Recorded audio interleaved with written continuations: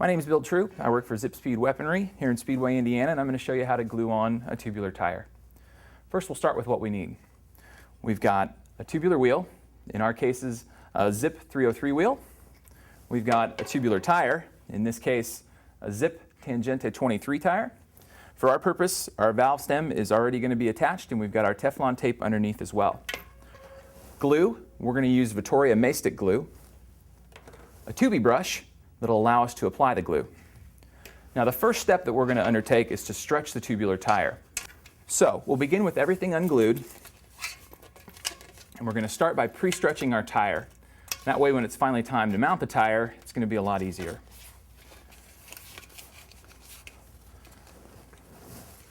So we'll pop the tire onto the rim bed. It's not important that we actually get the inner layer of the tape on the tire in any certain fashion or shape on the tire bed. We're just going to stretch it. So once we've got it on, we'll inflate to about 150 psi, which is more than you'd ever want to ride with, but will get us a nice even stretch that we can then work with the tire, and we'll leave that overnight. Okay, so we have a pre-stretched tubular, and our next step will now be to apply a thin, consistent layer of tubular glue on the inside of the base tape. We'll start with our Mastic 1 tubular glue. Make sure we get a nice even bead right across the center of the base tape. Again, we don't want to use too much glue, so sparingly is going to be what will do us the most favors here. Once we've got a thin bead of glue on the inside of the base tape right in the middle, we're going to take our paintbrush and apply it very thin and very evenly so that it gets all over all of the base tape. We want to make sure we're especially considerate around the valve stem that we get enough glue to take a good hold once the tire is finally mounted. Very thin layer of glue that will cover all the base tape. And our goal is going to be to change everywhere that the base tape is white into a very light yellow. That'll indicate that we've got glue over the entire thing. We're going to allow this to dry for about 24 hours. The next step in our process is to apply a very thin layer of glue to the tubular wheel itself. This can be done the same day that we apply glue to our tubular tire. It's important when we do this to remember that we keep small, thin layers on the inside of the actual rim bed of the tire itself, or the wheel itself. So with our Mastic 1 glue, and we'll start at where our valve stem meets into our wheel. It's good to remember that this is a good stopping and starting point. As we put more and more layers of glue on, it's going to be hard to decipher where we have and have not applied glue. So it's good to always have a starting and stopping point for yourself. Put a very thin layer of the Vittoria Mastic inside of the tire bed itself. Start with just a few points on the tire. Then we'll take our brush, and we want to be as thin and flat as possible. Try to cover all of the areas of the tire bed itself. Make sure to be mindful of the valve hole and the spoke holes. We don't want to get any errant glue in there. It can create imbalances, and if we get it in the valve hole, it can be very difficult for us to add our valve extender later on. If you do get small amounts of glue into the brake track, they will dissipate after normal riding with the brakes, but it's important to make sure we don't get too much glue in there, as if we do, we can encounter some braking problems and pulsations later on. Our next step is to take our tubular wheel with one layer of glue that's already sat for 24 hours and apply a second thin layer of glue over the entire tire bed of the wheel itself.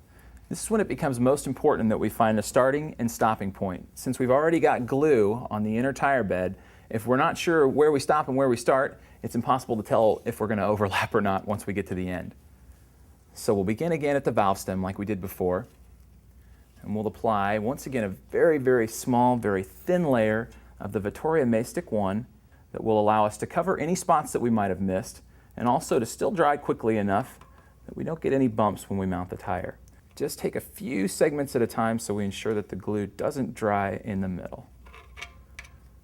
So we've got our segments, thin, even layers on the inside. We want to make sure that we're getting any sections that we might have missed with our initial glue job totally covered with our second pass.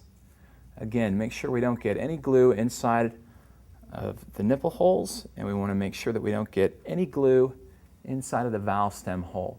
When we're gluing around the valve stem, it's important that we get a nice even coat next to the valve stem. Just like with the tubular tire we already glued, we want to make sure we're not sparing with glue there, but we're also not overly anxious with how much glue we put on. So we want to make sure we get a nice, consistent adhesion once the tire mounts. Once you've applied a nice, thin, even layer on the inside of the tire bed and gone all the way back around through to our valve stem once again, we're going to allow this to dry for about 24 hours. This brings us to day number 3 in our tubular gluing process. We have our wheel that now has 2 layers of fully dried Mastic 1 on the outside. Each layer has sat for 24 hours.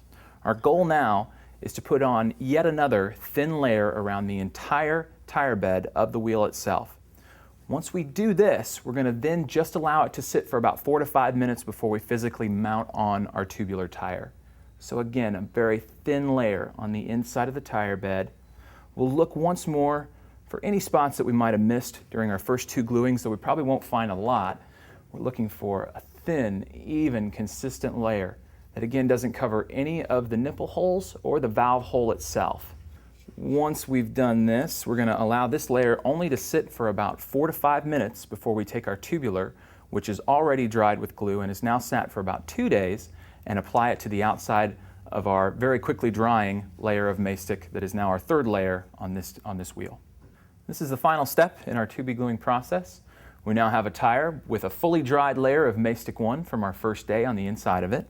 We have our wheel that now has 2 dried layers of Mastic 1 from 2 days and 1 still fairly tacky layer of Mastic 1 on it so that we can allow the tire to position itself and move around as we mount. It's important when we do this to make sure that we have the badge of the tire itself on the outside, and it's going to sit on the left side of the wheel, or the drive side. We're going to find our valve stem hole, into the valve hole, seat it straight through, and we'll make sure that as we apply this on, we've got a nice evenness to the base tape. It's sometimes best to rest the tire in the wheel down on your knee. This is why it's nice to wear an apron when you're doing it so you don't get your clothes all messy. Tubular glue will not come out of your jeans very easily in one wash. And we're going to roll our tire over and into the middle of the tire bed itself. Before we put any air in, it's best to make sure that we've got a nice even seat on the base tape of the tire itself. Tangents have a nice white center side over here so that you can see the contrast between that and the black, and we get a nice even seat on the rim bed. Then, once we've got it on, and we've got a pretty good even seat with the eye, we're going to add about 20 psi into the system here.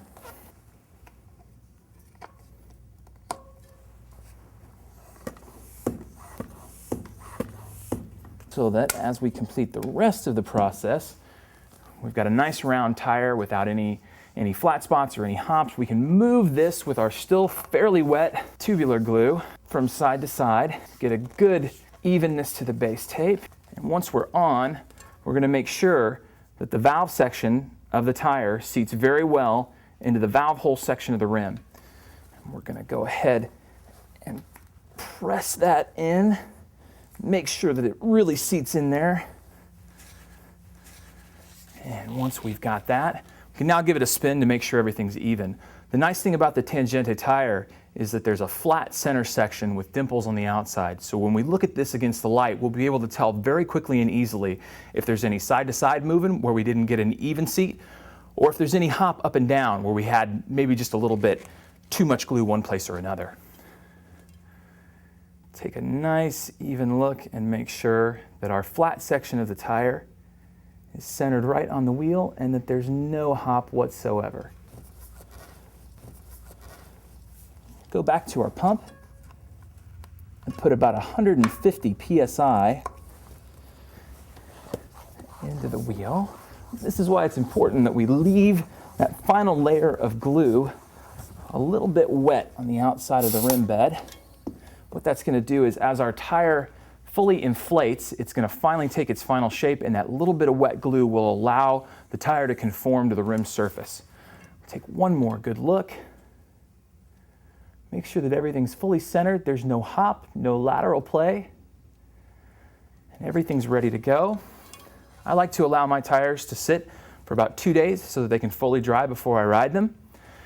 It's important during this entire process that if at any time you feel you're in over your head or that you can't complete any of the steps with full confidence, take your tire to a professional, bring it into a shop, and ask them to install them for you.